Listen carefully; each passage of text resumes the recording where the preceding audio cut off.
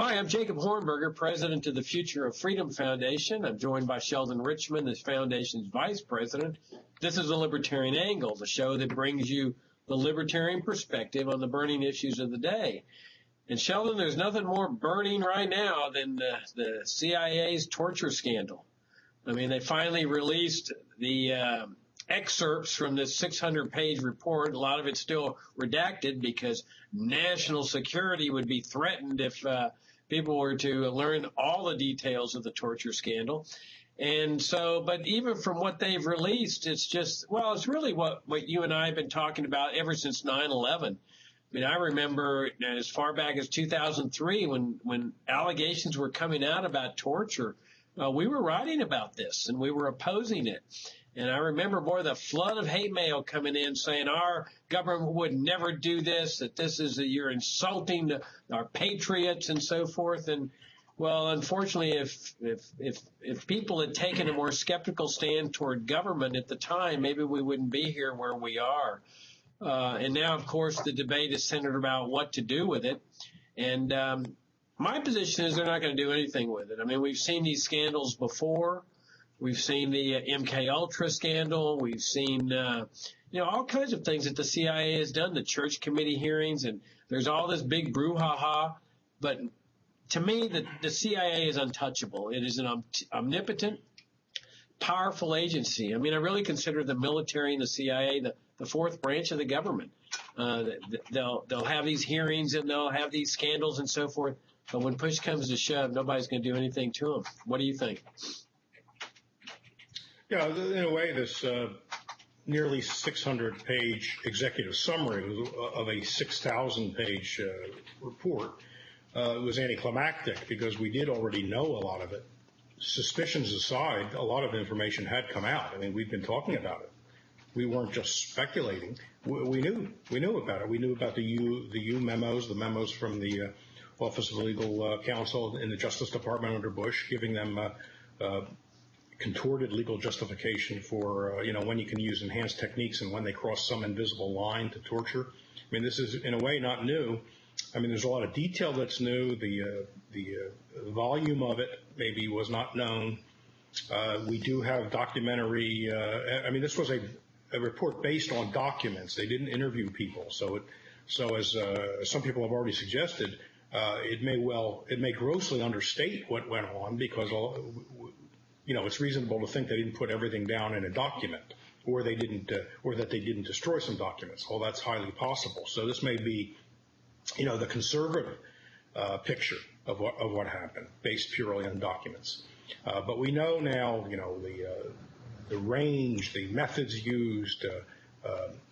There's interesting controversies over whether Bush knew about this before 2006. You have the report saying he wasn't, that they withheld information from Bush. President Bush, that the CIA wasn't briefing him. But then you have Cheney out there on TV shows like Meet the Press saying he was fully briefed. And so it's very interesting. He calls it a partisan document, but because it was only signed on by the Democrats of the Senate Intelligence Committee. On the other hand, this partisan document seems like it's trying to clear Bush of foreknowledge of the torture program. So it seems like a very funny sort of partisanship, but they're trying to let Bush off the hook, and Cheney's out there saying, wait a second, he knew everything. He authorized everything. It almost sounded like Cheney was entering a defense about, don't blame me. He knew everything. Except Cheney did go on to then say, I would do it again. I don't know why we're supposed to be impressed by the fact that this, the maniac, I don't think he was literally a maniac, but he seems to be, he deserves a term like that. Why are we supposed to be impressed by when he says he would do it again? I don't know how that's supposed to be persuasive that it was the right thing. People that commit horrible crimes often say they do it again. So why are we supposed to be impressed by that? I get a laugh out of that. It's also funny. It's funny to hear what the other side is saying about this. Michael Hayden has been all over TV, former head of Central Intelligence under Bush, and had his hands all over this stuff, saying, wait a second, if the whole world were to adopt these methods, these enhanced interrogation methods, if the whole world would, the treatment of detainees would improve globally. So That's like saying we weren't as bad as Hitler. Okay, I guess there's some regimes where they do worse things than the CIA was doing. So if those regimes adopted the CIA methods, that would represent some improvement in the treatment of detainees. But are we supposed to be pleased by that? Are we supposed to be honored? Is that supposed to make us feel better? I mean, we're not. We're okay. We're not as bad as Hitler. We didn't have crematoria. We didn't have that terrible apparatus of murder. So. It's unbelievable what the defenders are saying. It pays watching them closely because you learn by hearing the defenders of the CIA and opponents of this report. Well, I think that's one of the aspects of the Holocaust is that it's considered the epitome of evil, which of course it was. But there's always been this attitude that anything significantly less cannot be evil because it doesn't approach the ultimate evil. Well, that's ridiculous. To me, you can reach thresholds of things that are evil, and then you just get a greater aggravation of that, which, of course, culminates in the Holocaust. This was evil. I mean, to me, it doesn't matter whether, this debate of whether it worked or didn't work. I mean, I think it's pretty well established in the report that it didn't accomplish anything, that they got false information. They didn't prevent any terrorist attacks. It didn't even lead to the capture of bin Laden, which, of course, what they've been trying to imply the whole time. To me, all that's irrelevant. That if you're a civilized country, you don't adopt Nazi tactics. You don't adopt communist tactics. I don't care what you're trying to go after. And, this goes back to the whole Cold War mindset that when you're going to fight the communists, you have to be like communists. And so you bring this totalitarian apparatus like the CIA into existence, the whole national security establishment, which is really inherent to totalitarian countries. And to me, it's not surprising that recently it came out that the CIA, right after World War II, went on a hiring spree of former Nazis, including people who had participated in the Holocaust. I mean, you've got this Nazi-type organization, and many of the torture techniques are right out of the Nazi playbook. So it shows you how corrupt this whole type apparatus, this whole notion, Sheldon, of that in order to fight communism, we have to become like them, to me was so bankrupt from the very beginning. I mean, when I was a kid, the thought that the United States would torture somebody on purpose was just so far beyond the imagination. I mean, this is what was done in the medieval era. You can go to Italy and France and see the torture chambers that the monarchs or the rulers would engage in, and you just look at them, the rack and stuff, and you think, God, that was the olden days. How horrible is that? Or the Tower of London, where the British kings would torture their own people and so forth. But you just never dreamed. America stood for something different. America was the bastion of right conduct. I mean, that was what I was taught as a kid. And look what they've done to it. I mean, we've become the leader of torture in the world. I don't think anybody can beat the United States. We're number one on torture. We're the number one on assassinations. Nobody can beat us there, too. We're an assassination nation. I mean, to me, we've got to do some fundamental restructuring here. There's people talking about reining in the CIA and criminal prosecution, slap them on the wrist. None of that's going to make any difference. What we really need to do is to think at a higher level. And why do we want this totalitarian-like apparatus within the midst of this governmental structure? It doesn't belong here. It doesn't belong to America in any way. Its justification, the Cold War, is over. And time to ditch it. That's as far as I'm concerned. Just abolish the CIA. Forget about reining it in. I'm glad you mentioned the Middle Ages. I really think we should give credit where credit's due. The Nazis didn't invent torture. The communists didn't invent torture. Torture had been going on a long time. The Trail of Tears wasn't exactly a little jolly jaunt to a picnic. I would call that torture. People died and suffered horrendously in the treatment of Native Americans. That was at the hands of the U.S. government. That was a deliberate policy. That wasn't renegade people, rogue people. So, it's an old story. Torture those who you don't believe will cooperate. On this business about whether it worked or not, in one sense, it was a spectacular failure because, as Jonathan Landay of McClatchy, formerly of Knight Ridder, was reporting back then, much of the effort in the early years, the first few years of this program, the CIA program, was to get people to say that there was a link between the government of Iraq under Saddam Hussein and Al-Qaeda as a way to justify the war against Al-Qaeda, the invasion in 2003. And they were trying to get people to say that. That failed spectacularly. Now, that didn't stop the Bush administration, Cheney and others, from planting that thought with the American people. And to this day, I think a significant number of Americans, I don't know if it's a majority, but a significant number of Americans still believe that Saddam Hussein had something to do with 9/11. That was a big objective on the part of the Bush administration and the CIA's program. Find someone to say that, torture them into saying that. In other words, they knew that you can get false information out of people by torturing them, which of course should undermine any statement anybody makes under torture, because the fact that they say it under torture is no evidence that it's a true statement. And this idea that torture needs to be used in the case of so-called ticking time bomb scenarios, I think goes the other way. I mean, if you really think a bomb is about to go off, you take this very literally, that a bomb is about to go off any moment, and you're torturing somebody for information about it, presumably that person wants the bomb to go off. He just needs to buy a little time if it's an imminent threat. He just needs to make up lies to send you on wild goose chases and have the threat go off. So, I don't even see how it's supposed to work under the extreme example that they tend to give, about the imminent threat. So the thing seems just, without any justification whatsoever at any level, morally, or whether you can get actionable intelligence out of it. And there are lots of intelligence people, former intelligence people. I'm thinking of Phil Giraldi, former CIA person, and Ray McGovern and others who will tell you this was not only evil, but this was totally idiotic, except from their narrow point of view, from the narrow point of view of the policymakers, namely trying to find a justification for invading Iraq, or trying to get flip people to have them become informers for you. That if that's the objective, then that sounds a little more realistic. But as far as getting the truth, it doesn't look like, even in strictly practical terms, that this is an effective way to do it. Well, and the fact is that it was illegal.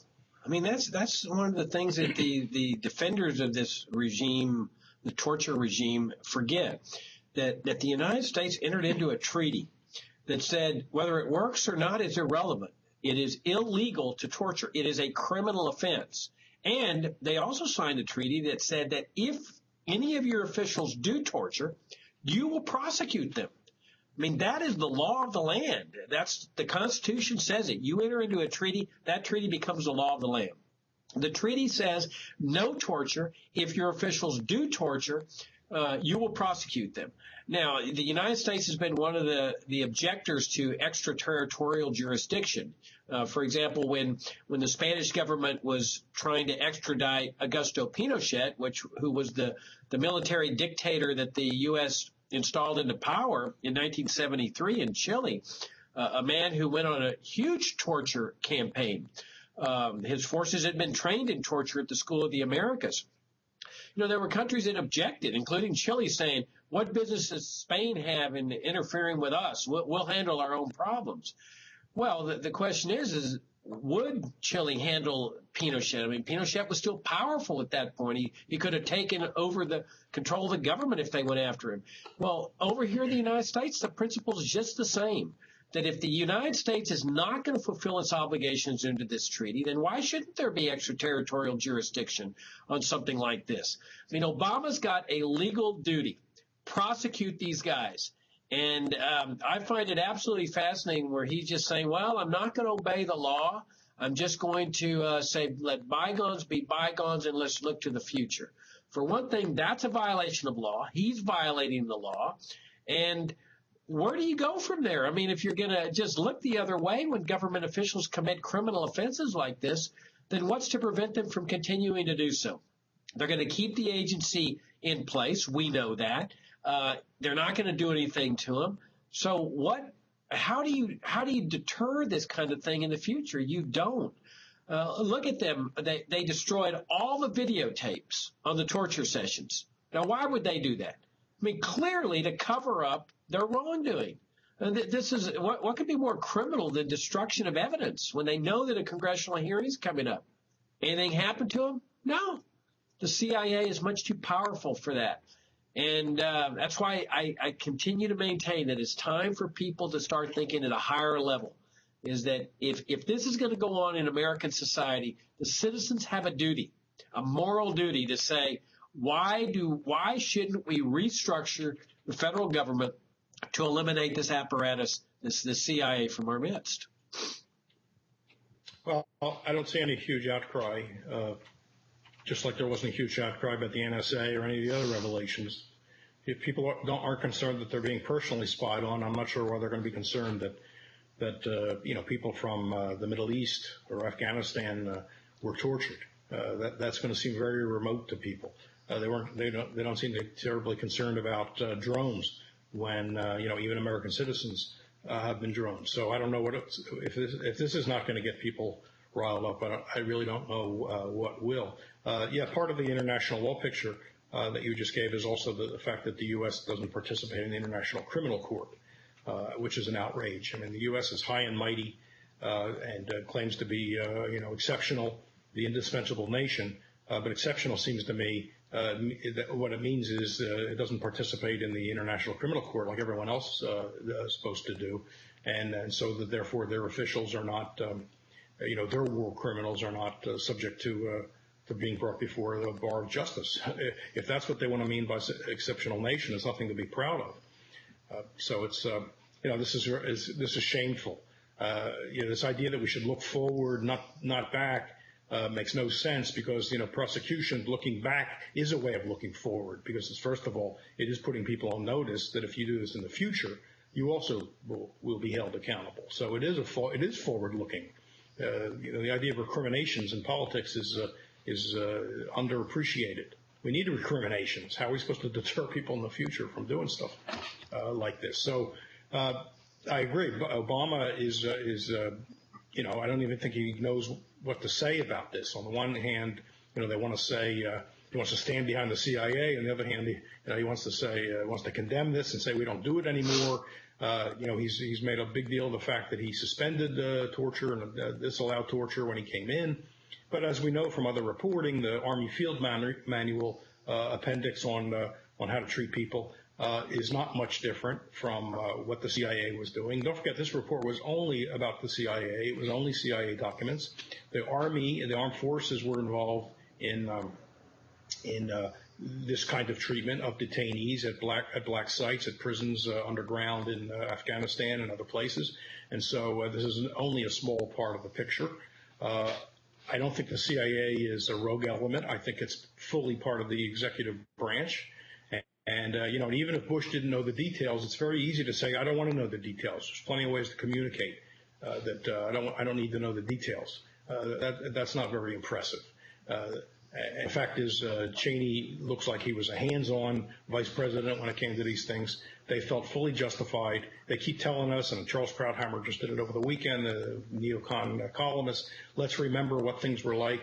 Right after 9/11, we were afraid of another attack. This was totally justified. Yeah, there were some excesses. They would say, yeah, there were some excesses. Some of them went beyond the memos of the Justice Department. But of course somebody went beyond the memos. It drew an invisible line. You were allowed to bring a person up to the verge of organ failure or death. That was the line. So these people are, what are they, calibrating? They have some machine where they have very finely tuned knobs, and they can bring a person right up but not quite hitting organ failure. Come on, these are human beings. And that reminds me of another thing. The condemnation, I wait the day we have deafening condemnation of every physician and psychologist, everybody in the so-called health profession who participated in this. And I've seen people on TV, thankfully, from this profession saying every one of those people violated the oath that they take. They're supposed to be healers. The fact that they signed up with the U.S. government to torture people, to oversee it, to give advice, is if I believed in licensing, I would say suspend their licenses. These people should never be able to practice again. But let's hope their name is just blackened from coast to coast and from border to border to so that these people can never hold their heads up again in public. It won't happen. Their names are redacted. They're going to be maintained. They're going to maintain their secrecy for at least 50 years or so, and maybe they'll release the documents without the names redacted. They're going to be fully protected, and they knew that going into it. They don't have to worry a bit about getting censored or having their license taken because nobody's going to know who they were. And I couldn't agree with you more about the military. I mean, the CIA is just one half of this national security state apparatus that came into existence after the World War II to fight the Cold War. The big military establishment, what the President Eisenhower called the military-industrial complex, is the other half of this torture equation. I mean, let's not forget that Abu Ghraib was being run by the military. And along with the CIA, I mean, the CIA was there, but the military was running, as you point out, all these black sites. And the notion that this all starts with 9/11, it was designed to keep us safe from the terrorists, this is just the biggest pile of bull. If you go back, for one thing, you can go back to the Vietnam War to find the torture rooms there. But let's go back to Chile, which I mentioned earlier. Here, at the School of the Americas, they were using torture manuals to teach torture. And the military resisted for many years the release of those torture manuals, but I think they finally got them released through the Freedom of Information Act. But Chilean military officials, I think there were like 4,000 military personnel that were brought up to the United States. This was during the Allende administration, and they were being taught how to torture people. They were also being taught the importance of ousting a president from office whose policies were a, quote, threat to national security, despite what the Constitution of Chile said. And so then Pinochet comes into power, and what's very interesting about the brutal torture sessions, I mean, I can't even describe to you what they did in torture because it was just so horrible, especially what they did to women. I mean, it's just indescribable. But a lot of them have very many similarities to the U.S. government's torture sessions in its war on terrorism. And, of course, Pinochet was waging a war on terrorism, a war on communism. Like forced nudity was a common denominator. Beating of people was a common denominator. And so the notion that the military and the CIA just started into this torture business after 9/11, that's just nonsense. But it does raise an interesting point, Sheldon, is that if they're using 9/11 as their justification, that we did this to keep America safe and that terrorists are coming to get us and so forth, then this goes back to what you and I and other libertarians like Ron Paul, we've been saying from the very beginning. That 9/11 occurred not because of they hate us for our freedom and values, which was Bush and Cheney's spiel and the Pentagon spiel and the CIA spiel. They came after us because of blowback, retaliation for U.S. foreign policy in the Middle East, especially the foreign policy that occurred after the fall of the Berlin Wall and the Soviet Empire. So here you have this interventionist foreign policy for some 10 years, the Iraq sanctions, the no-fly zones, the Persian Gulf intervention, the destruction of water and sewage facilities in Iraq, the unconditional support for the Israeli government that culminates with retaliation on terrorist attacks on the USS Cole, terrorist attacks on the World Trade Center in 1993, the U.S. embassies, and finally 9/11. So really, this justification they use for the torture, if we go down to the root of the problem, it's U.S. interventionism. And so we've got to look at this in a total context. It's not enough to rein in the CIA. It's necessary to question the whole Cold War apparatus of the national security establishment. What Eisenhower warned about in his farewell address, the entire military-industrial complex as a threat to our democratic processes, as he put it. And then you've got Harry Truman in November of 63 or December of 63, a month after the Kennedy assassination, saying, look at the sinister force that the CIA has become. And Truman points out this had nothing to do with what he intended when he brought the CIA into existence, where it would become an operational branch of the federal government as compared to purely intelligence gathering. So again, it's not enough to slap. I know you're not questioning this. I'm just making the point. It's not enough to slap the CIA on the wrist or embarrass them or whatever. We've got to do an entire rethinking of the role of government in a free society. Well, I do agree with that. I think the challenge would be how do you make sure something's not happening covertly? That's always going to be the challenge by definition. It's not going to be out there in the open for people to say, stop this. And the question is, how do you get people to care? They're busy with their lives, the more micro things that they can control, right? Bringing up their kids, making a living. Things of that nature. So how are you going to get them to pay attention and pay the close attention required to make sure something isn't going on behind the scenes that we won't find out about until years later when it's too late? After all, the church committee was supposed to have put an end to this stuff or put severe limits on the stuff, and maybe that was a really good faith effort. They tried to bring out a lot of information. There was quite a revulsion of over the Nixon years, so it did create some backlash. But here we are. What was that? The late 70s. Here we are now, 2014, talking about similar things, worse things, and there should be some lesson in that. How do we get people to care about this? And what do we actually do to stop it? What's the machinery for preventing it from happening? I don't say I have an easy answer to that, but that's a challenge. Well, but that's my point, is that as long as you leave this apparatus in existence, the CIA, you can expose them like on MK Ultra, where they destroyed all the records there too. Remember that. As soon as people got wind of MK Ultra, what was MK Ultra? These were Nazi-like medical experiments on unsuspecting Americans. We're just going to experiment here, medically speaking. We're going to do some medical experimentation on innocent Americans, and they're not even going to know what we're doing to them. And so the CIA did the same thing they did then that they did with the torture tapes. They go in there and destroy all the MK Ultra records, or they thought they were destroying them all. They inadvertently left a few in existence, which is why we know about the program. But as long as you leave the apparatus in existence, it's going to continue doing it. I mean, as you point out, how do you know they're not doing something covertly? We've got the same argument with the NSA. That let's say you rein in the NSA and say you cannot surveil the American people anymore. You can't monitor their emails. You can't record their telephone calls. You cannot watch what they're doing on the internet in terms of websites visited unless you get a warrant from an independent judge, not this puppet court called the FISA court, an independent federal judge. Okay, how many people are really going to believe that the NSA isn't going to do it anyway? Because nothing happens to the NSA when they do it. They get a slap on the wrist at most. They get a little embarrassed that they did this. But notice that with all the Edward Snowden revelations, which, by the way, they said we're going to threaten national security, the United States is still standing.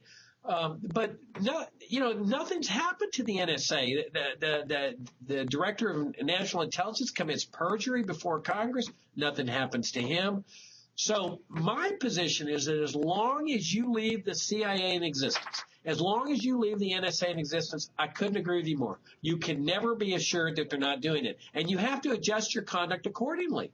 That as long as the NSA is going to protect national security, you have to assume that they're monitoring your telephone calls. You just have to operate on that basis, and that they're looking at your email, even if the law says, well, they can't do that anymore.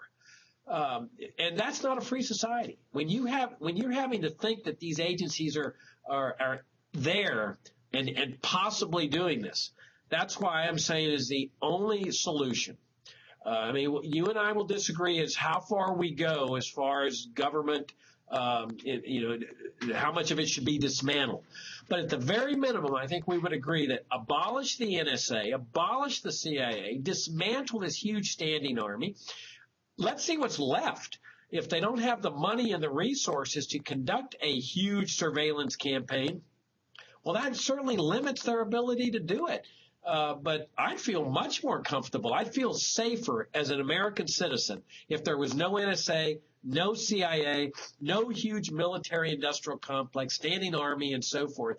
I would feel, except for the welfare state aspect, I'd be saying, okay, I feel pretty free at this point, knowing that they don't have the means and the apparatus to take away my freedom and privacy as they did before.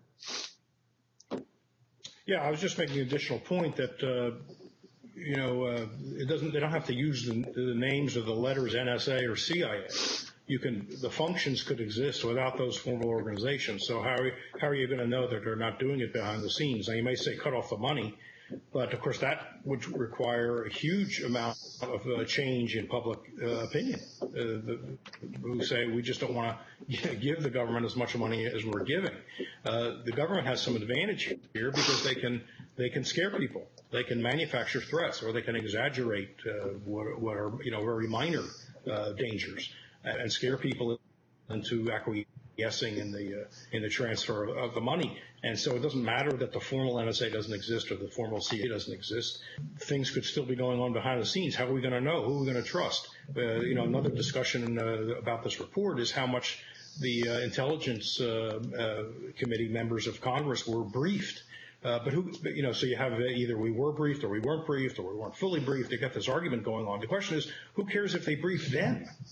They're all insiders who can be, flattered and bought off. Occasionally you might get a rogue person, a Ron Wyden or somebody who's not happy, but they're not briefing the American people. The fact that you brief their, quote, representatives, close quote, doesn't mean you brief the American people. So how are the American people going to know what's going on?